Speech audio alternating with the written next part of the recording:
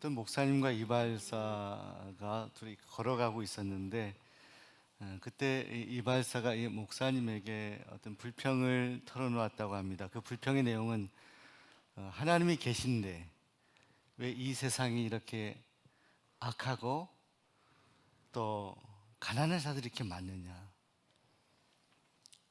특별히 성도들이 왜 고통을 당하느냐, 이런 질문을 했다라고 합니다. 목사님 들으라고 얘기한 것이죠. 그때 목사님께서 마침 지나가는 어떤 한 사람이, 머리가 긴 사람이 있었는데 이렇게 질문했다고 합니다. 반문한 거죠, 이발사에게. 저 사람이 저렇게 머리가 긴 이유가 어디 있는 것 같습니까? 라고 질문했더니 그때 이 이발사가 목사님에게 이발하러 오지 않기 때문에 그렇죠. 그때 목사님이 이렇게 대답했다고 합니다. 세상에 여러 가지 문제가 어려움이 있는데 하나님은 기다리시는데 인생들이 하나님께 찾아오지 않지 않습니까? 이것이 이유가 아닐까요? 자, 사랑하는 여러분, 하나님께서는 하나님의 백성들, 자녀들을 기다리십니다.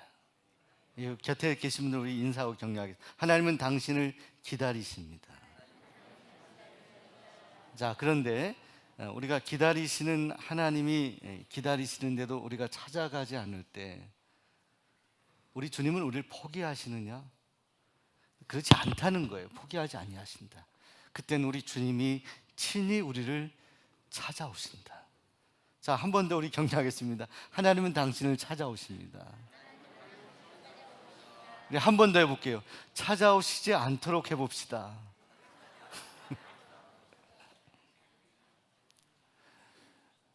여러분, 사실 제가 이 설교 서두를 하면서 오늘 설교를 다 한 것 같습니다. 찾아오지 않도록 우리가 하나님께 다가가자. 여러분, 2000년대 우리 주님께서 3년의 사역을 하셨는데 주님은 많은 이들을 찾아가셨습니다. 우린 때로 사람을 만날 때 우리가 가려서 만나지 않습니까? 어떤 사람 나에게 잘해주고 내가 만나기 편안하니까 만나기도 하죠. 우리 주님은 그렇지 않으셨어요. 주님은 주님의 필요에 의해서가 아니라 주님은 만나는 대상자의 필요에 의해서 주님은 그를 만나셨다. 자, 이것이 우리 주님의 만남의 원칙이었습니다. 왜? 우리 주님은 만나는 이들의 내면을 알고 계셨기 때문이죠. 자, 그런데 오늘 성경 말씀을 보시게 되면 요한복음에 사장이 한 여인을 만나시는데 이 여인과의 만남이 좀 특별합니다. 자, 때가 12시쯤 되었다라고 성경이 말씀합니다. 낮 12시, 6시쯤 되었다. 6시는 지금으로 말하면 낮 12시를 말하는 것입니다. 여기에 또 해석을 달리하는 신약학자들도 있습니다. 왜냐하면 우리 성경의 정황을 보시게 되면 제자들은 먹을 것을 구하기 위해서 마을로 갔다라고 소개하고 있거든요. 이것이 낮 12시라기보다는 저녁 시간일 가능성이 있다. 또 어떤 일부의 학자들은 이렇게 해석을 하기도 합니다. 이 수가성 여인에 대한 그림을 그린 어떤 이들의 그림이 저녁 시간으로 나와 있어요. 자, 그러나 원칙대로라면 이것은 분명 낮 시간대일 가능성이 높습니다. 떼약볕이 비치는 그 시간에 주님은 이 사마리아를 지나가시게 되었습니다. 자, 그런데 우리가 지도를 좀 이해할 필요가 있습니다. 자, 이 사마리아는 바로 어떤 곳이었냐? 자, 여러분 지도를 보시게 되면 이 이스라엘 지역은 아래 유대가 있습니다. 유대. 지금으로 말하면 충청도, 전라도 뭐 이런 지역을 말하는 것입니다. 자, 그리고 저 위쪽에 갈릴리가 있습니다. 자, 그런데 그 중간에 사마리아라는 땅이 있습니다. 사랑하는 여러분, 우리 주님께서는 밑에 유대에서 저 위에 갈릴리로 가는데 중간에 이 사마리아를 지나가셔야만 했습니다. 성경은 그렇게 나와 있어요. 그때가 낮 시간이었다.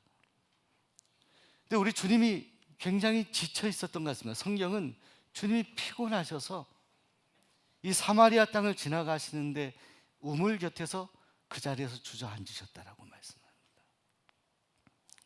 사역을 하며 많이 곤비하시고 많이 지쳐있는 우리 주님의 모습을 우리가 생각할 수 있게 됩니다. 그런데 마침 그때의 그 우물가에 거기에 살고 있던 한 여인이 그곳에 물을 길러 오게 됩니다. 주님을 만나게 됩니다. 주님은 그 여인에게 요청했습니다. 나에게 물을 좀 달라고 합니다. 근데 여러분, 이 요청을 들은 이 여인은 이 주님의 요청에 대해서 흔쾌하게 그 요청을 받아서 주님에게 물을 떠서 드리지 못합니다. 그리고 이런 말을 합니다. 주님께, 어떻게 이스라엘 사람인 당신이 사마리아인인 나에게 물을 요청할 수 있습니까?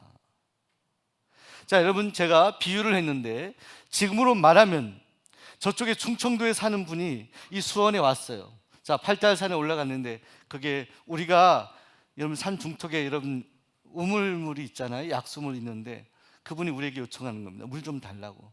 근데 우리가 이렇게 말하는 것과 같습니다. 어떻게 충청도 분이 수원 사람인 나한테 물을 달라고 요청합니까? 자, 여러분, 이게 말이 되나요? 자, 말이 되시나요? 말이 안 되는 거죠. 물을 요청한 사람에게 얼마든지 물을 떠줄 수 있잖아요. 지역에 상관없이 그럴 수 있는데 그렇게 말하는 거예요. 어떻게 이스라엘 사람인 당신이 사마리아 사람인 나에게 물을 요청할 수 있습니까? 이렇게 말하는 거예요. 너무나 이상하잖아요. 자, 여기에는 이스라엘의 배경이 있습니다. 이 여인이 그렇게 말하게 되는 이유가 있습니다. 여러분, 예수님과 여인이 만났던 지금으로부터 2000년 전, 그리고 그 이전 한참 전 구약 시대에 솔로몬이 하나님의 은혜로 지혜를 많이 받은 왕인데, 그 솔로몬 이후에 이스라엘이 북과 남으로 나라가 나누어지게 됩니다. 자, 그런데 이 북이스라엘과 남유다의 모든 나라의 왕들이 몇몇 왕들을 빼놓고 다 하나님을 떠났습니다. 자, 그리고 이스라엘 백성들도 그 왕들이 가는 길을 걸어갔습니다. 자, 그래서 하나님께서 먼저 이 북이스라엘을 심판하기 원하셨는데, 하나님의 심판의 방법은 당시에 강성했던 아수르란 나라를 통해서 북이스라엘을 멸망시켜줍니다. 자, 그런데 이 북이스라엘의 정책은 혼혈 정책이었어요. 이 북이스라엘 사람들과 결혼시켜서 혼혈 사람을 만드는 것이었어요. 식민 정책이 그랬다니까요. 자, 그들은 저들이 원하지 않는 방식으로 자신의 자녀들이 혼혈이 되는 거예요. 여러분, 우리는 아시지 않습니까? 우리가 전쟁이 있었을 때, 미국이나 외국에서 왔을 때 많은 이들이 우리 한국의 여인들과 결혼하여서 낳게 된 그런 2세들에 대해서 한참 동안 옳지 않은 편견을 가지고 있었지 않습니까? 저들이 혼혈하다, 강단에서 얘기하기 어려운 그런 언어를 표현하면서 무시하고 편견을 가졌던 그런 시절이 있었지 않습니까? 자, 마찬가지로 이스라엘 사람들에게는, 정통 이스라엘 사람들에게는 이 아수르의 멸망을 당했던, 그래서 혼혈아가 되었던 이 사마리아 사람들에 대한 아주 강력한 편견이 있었어요. 사람 취급을 하지 않았어요. 저들을 만나려고 하지 않았습니다. 자, 그래서 이런 이스라엘 사람들을 대하는 사마리아 사람들에게도 편견이 당연히 있을 수 있죠. 여러분, 우리가 어떤 민족에게 무시를 당한다고 생각해 보십시오. 여러분 마음이 어떻겠습니까? 쉽게 용서가 되지 않죠. 그러니까 이거 상호 간의 편견이다. 상호 간의 선입견이다. 혈통 때문에 생겨난, 이스라엘 역사 때문에 생겨난, 어쩌면 하나님을 떠났기 때문에 저들에게 주어진 그런 운명적인 그런 편견, 그 갈등이 이 사마리아 사람들과 이스라엘 사람들 사이에 존재하였다는 것입니다. 자, 그래서 이 여인은 우리 주님이 물을 요청했을 때 어떻게 이스라엘 사람인 당신이 사마리아 사람인 나에게 물을 요청할 수 있습니까? 이스라엘 사람이 그렇게 하지 않았거든요. 무시한 사람들에게 뭘 요청하는 것이 있을 수 없었어요. 이것을 어떤 뉘앙스로 해석해야 될지, 이 여인은 어쨌든 물을 흔쾌히 공급하지 않았다는 거예요. 불편한 마음을 보였다는 것이죠. 자, 그런데 이런 대화를 하는 가운데 마시는 물을 요청했던 우리 주님께서 이 여인에게 이런 말씀을 하십니다. 너가 앞으로 마셔도, 이 물은 마셔도 계속 갈증할 수 있지만 마셔도 갈증이 없는 물을 줄 수 있다라고 말씀하십니다. 영원한 생명을 줄 수 있는, 영원히 마셔서 갈증을 해소할 수 있는 마시는 물이 아니라 그 영생수를 주겠노라고 그렇게 말씀합니다. 자, 여러분, 그렇게 말씀했을 때 그 여인의 반응이 더 놀라운데요. 자, 이상하잖아요. 마시는 물을 달라고 했던 우리 예수님께서 갑자기 영원한 물 얘기를 하세요. 마셔도 갈증하지 아니하는, 다시 마시지 않아도 해갈하는 그런 물에 대해 말씀하실 때 여인이 이렇게 반응합니다. 그런 물을 내게 주옵소서. 그리고 제가 또 여기에 물을 길러 오지 않도록 해 주옵소서. 이렇게 요청을 하고 이렇게 부탁을 한 것입니다. 자, 사랑하는 여러분, 이해할 수 없는 우리 주님과 이 여인의 대화에 대해서 어떻게 생각하십니까? 저는요, 성경, 신약 성경에 어려운 성경의 본문들이 많이 있는데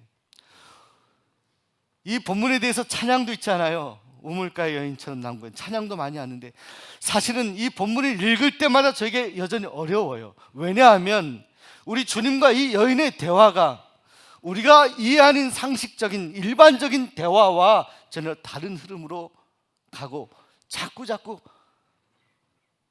업그레이드 되고 있기 때문입니다. 해석하기 어려운 그런 대화에 상승 도약이 있어요. 마시는 물을 얘기하다가 갑자기 영원한 물을 얘기하는데 이 여인도 나에게도 그 물이 필요하다고 이야기를 하거든요. 주님의 그 갑작스러운 영생수에 대한 그런 선언에 그렇게 보응하듯이 답변하는 거예요. 내가 여기에 이 물을 길러오지도 않도록 해달라고 요청을 합니다. 자, 여러분, 우리 주님과 여인은 물 때문에 만났어요. 근데 이 물에 대한 생각을 내려놓게 됩니다. 그리고 우리 주님과 여인은 공감해요. 이 마시는 물이 필요할 수 있지만 그러나 이 물이 우리 인생의 본질이 아니다. 이것은 마셔도 계속 마실 수밖에 없는 물인데 한 번 마셔서 영혼에 해갈할 수 있는 물을 달라고 여인이 말하거든요. 자, 그것은 달리 말하면 이 물이 필요하지만 이 세상에서 먹는 물, 이 물로는 우리 인생이 결코 만족할 수 없다는 것을 주님과 공감하게 되었다는 것입니다. 자, 이런 공감대 가운데 이번 우리 주님께서 여인에게 이런 요청을 하게 됩니다. 당신의 남편을 데려오면 좋겠다. 이 여인이 말합니다. 저는 남편이 없습니다. 근데 주님이 이렇게 말씀하셔요. 내가 남편이 없다라고 말하는 것이 옳다. 왜냐하면 이전에 5명의 남편이 있었는데 헤어지고 지금 사는 남자는 너가 남편이라고 이야기할 수 없는 그런 사람이기 때문에 내 말이 옳도다 이렇게 얘기합니다. 아마 여인은 깜짝 놀랐을 거예요. 저는 이 말씀을 묵상하면서 다시 처음으로 돌아가서 자, 주님이 사마리아 땅을 지나가시고 피곤해서 거기에 머무르시게 되었다라고 했는데 이것이 우연인 것처럼 주님이 피곤하셨기 때문에 거기에 머무른 것처럼 말씀하는데 저는 이 말씀, 이 대목, 남편에 대한 우리 주님의 말씀을 통해서 이 성경을 한 번 더 해석하고 싶어요. 자, 주님이 이 사마리아의 이 우물가에 머무르게 된 것은 결코 우연이 아니다. 결코 피곤함 때문만은 아니다. 우리 주님은 애초부터 이 여인을 만나려고 하는 계획이 있었습니다. 왜? 주님은 이 여인을 너무나 자세히, 너무나 잘 알고 있었어요. 아마 여인이 놀랬겠죠. 어쩌면 우리는 이렇게도 해석할 수 있지 않을까요? 주님이 거기까지 오셔서 피곤하고 지쳐서 털썩 주저앉은 것 같이 표현하는 것은 어쩌면 주님은 이 여인을 만나기 위해 그 시간을 맞추기 위해 달려오신 것은 아닐까요? 주님은 이 여인을 만나기 위한 계획이 있었습니다. 그 여인의 내면을 주님은 분명히 알고 계셨습니다. 자, 여러분, 이것을 통해서, 이 대화를 통해서 이 여인은 느꼈을 것입니다. 이분이 보통 분이 아니다. 그래서 이렇게 고백합니다. 당신이 선지자이십니다. 당신은 선지자이십니다.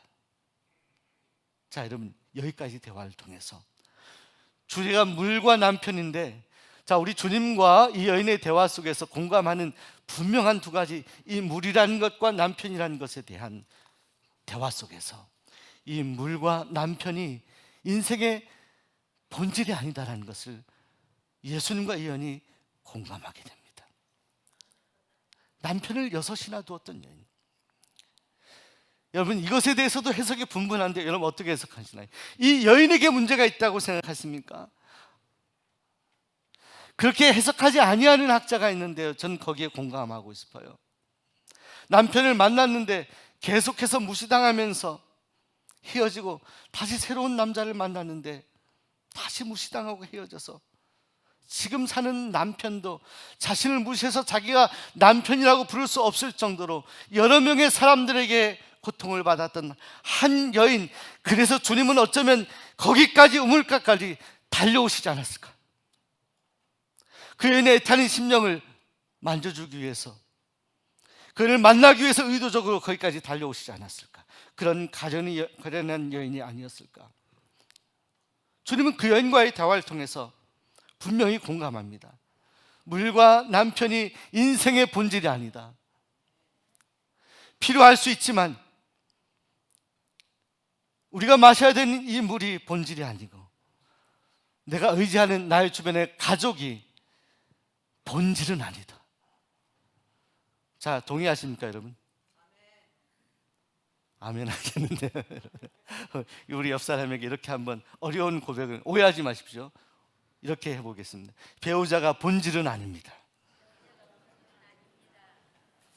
여러분, 저를 오해하지 마세요. 여러분, 배우자를 미워하라는 얘기가 아닙니다. 필요하지 않다는 얘기가 아닙니다. 자, 성경의 진리가 위대한 것은 우리가 생각하는 것 이상의 영원한 진리를 우리에게 말씀해요. 왜냐하면 그 진리 안에 우리가 없다면 우리는 불행한 인생이 됩니다. 배우자나 나의 가족, 심지어 나의 자녀에 얽매여서 진리 대신 예수님을 만나지 못하는 우리를 범할 수 있어요. 자, 그 점에 대해서 우리 주님은 이 가련한 여인과 충분히 공감합니다. 자, 그런데 우리 주님은 왜 이런 대화를 하시고 있는 것일까요? 가르쳐 주시면 되잖아요. 주님은 이 대화를 통해서 이 여인 스스로가 진정 이 땅에서 살아가는데 정말로 필요한 것이 무엇인가를 스스로 찾고 스스로 대답하고 스스로 알기를 원하셨습니다. 자, 여러분, 주님이 여러분에게 교제하길 원할 때는 어떤 때인 것 같습니까? 주님이 여러분을 찾아오기 원하시는, 가장 원하실 때는 어떤 때일 것 같습니까? 여러분, 어쩌면 이 여인은 정말 남편들에게 고통을 당하고 주변의 많은 사람들에게 6명이나 되는 남편을 거친 여인이다라고 비난을 받았던, 그래서 어쩌면 남들이 가지 않은 뙤약볕 같은 그 낮 시간에 물을 길러 눈물 흘리며 갔던 여인일 수도 있습니다. 그런데 주님은 이 여인과 마음 깊은 교제를 청하시죠. 자, 이 교제를 통해서 여인 스스로가 물과 배우자가 본질이 아니다라는 것에 대해서 주님은 충분히 공감하십니다. 사랑하는 여러분, 이 두 가지 공감을 거치면서 이 여인의 마음이 움직이기 시작했던 것 같아요. 왜냐하면 정말로 어려운 이야기가 나와, 해석하기 어려운 얘기가, 이 여인의 입술에서 예배에 대한 이야기가 나옵니다. 질문합니다, 주님께. 우리 조상들은 이 산에서 예배하였는데 당신들의 말은 예배할 곳이 예루살렘에 있다 하더이다. 여러분, 이건 무슨 말이냐면, 전에 남유다, 북이스라엘, 남과 북이 나뉘어져 있을 때 여러분, 성전은요 예루살렘에만 있었어요. 성전은. 자, 그래서 북이스라엘 된 사람들은요, 성전 컴플렉스가 있었어요. 성전이 예루살렘에 없었기 때문에 저 위에 베델과 단에 산당을 만들어서 예배하였습니다. 역사적으로. 자, 이 여인은 바로 북이스라엘 사마리아 여인. 당신들은 예루살렘에서만 예배가 가능하다고 생각하는 사람들입니까? 그렇게 생각하시지 않습니까? 갑자기 예배 얘기를 꺼내는 거예요.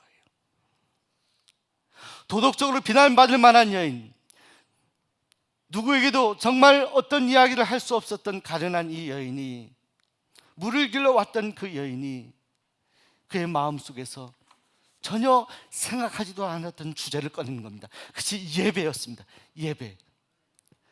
그때 예수님께서는 이 여인이 갖고 있었던 예배에 대해서 교정해 주십니다. 장소도 중요하지만 신령과 진정으로 하나님을 찾는 자들, 그들이 드린 예배가 참 예배이다라고 말씀합니다. 자, 여러분, 물과 남편에 대한 주제에서 예배에 대한 주제로 바뀌었어요. 여러분 어떻게 생각하십니까? 사랑하는 여러분, 이 여인이 주님과의 대화 속에서 점점 주님이 원하시는 곳으로 가게 됩니다. 여러분, 비행기를 타게 되면요, 처음에 이렇게 이륙할 때 아주 엔진을 위해서 아주 소음을 내고 올라가게 됩니다. 각도를 내고. 구름을 지날 때는 어둡습니다. 근데 구름을 뚫고 위에 가면요, 수평을 가서 편안하게 갑니다. 그때 안전벨트를 잠시 풀라고 해도 좋습니다. 그때 이렇게 잠이 오는 거죠. 잠이 오는 거. 저는 이렇게 비유하고 싶어요. 우리 주님과 여인의 대화는 물과 남편에 대한 이야기를 할 때 어쩌면 어려운 고도를 상승했는데, 이제 주님과 여인의 대화는 어느 일정 이상의 대화의 수준을 넘어서 편안한 곳, 주님이 원하시는 곳의 대화의 주제로 가고 있는 거예요. 그것이 예배. 또 한 가지는, 그 여인은 외적으로 볼 때는 남들에게 비난을 받을 만한 그런 가련한 여인이었고, 어떤 거 자랑할 만한 것이 하나도 없는 여인이었지만, 그 여인의 내면에는 하나님에 대한 예배를 갈망하는 그런 주님의 거룩한 본성이 그 안에 있었는데, 주님과 대화를 통해서 그 거룩한 본성이 다시 회복이 된 겁니다. 예배를 질문합니다. 주님이 신령과 진정으로 예배하는 자, 하나님이 영이시기 때문에 그런 자들이 참된 예배를 드릴 수 있다라고 했을 때 여인이 말합니다. 이번엔 메시아 얘기를 하거든요. 내가 곧 오실 그리스도를 기대하는데, 그분이 오실 때 내가 알지 못했던 모든 것들을 우리에게 알려주실 것입니다. 자, 이렇게 메시아에 대한 고백을 합니다. 이 여인이 예배에 대한 고백을 한 이후에 메시아에 대한 기대감을 주님께 말씀드릴 때, 그때 주님이 놀라운 반전의 얘기를 하시죠. 여인에겐 그렇다는 거예요. 당신이 기대한 그 메시아가 지금 바로 당신 앞에 있습니다. 내가 메시아. 주인이 얼마나 놀랐을까요? 이 여인이 얼마나 놀랐을까요? 물을 길러왔을 때 자신을 만나줬던 한 이스라엘 사람이 자신이 만나고자 했던 그런 메시아라는 사실을 알고 얼마나 흥분했을까요? 사랑하는 여러분, 오늘 예배드리는 오늘 우리에게도 사실은 이 여인 같은 마음이 있습니다. 주님이 우리를 찾아오실 때는 어떤 때는 이 여인 같은 심령이 될 때, 어쩌면 세상에서 우리가 기대고 우리가 의지할 만한 것들에 대해서 더 이상 의지할 만한 것들이 아니라 비본질이라고 생각하는 그 순간, 바로 그 타이밍에 주님이 우리에게 다가오셔서 오늘 우리의 마음을 어루만져 주시고 주님이 우리를 격려해 주신다면 오늘 여러분은 어떻겠습니까? 자, 이 놀라운 만남이 이루어지게 됩니다. 그리고 그 여인은 주님을 인격적으로 만나게 되죠. 영원한 생명의 문을 마시게 됩니다.